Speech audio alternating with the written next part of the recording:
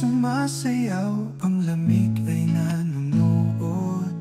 Mga puno ay giniginaw, ang init ay dumadarang.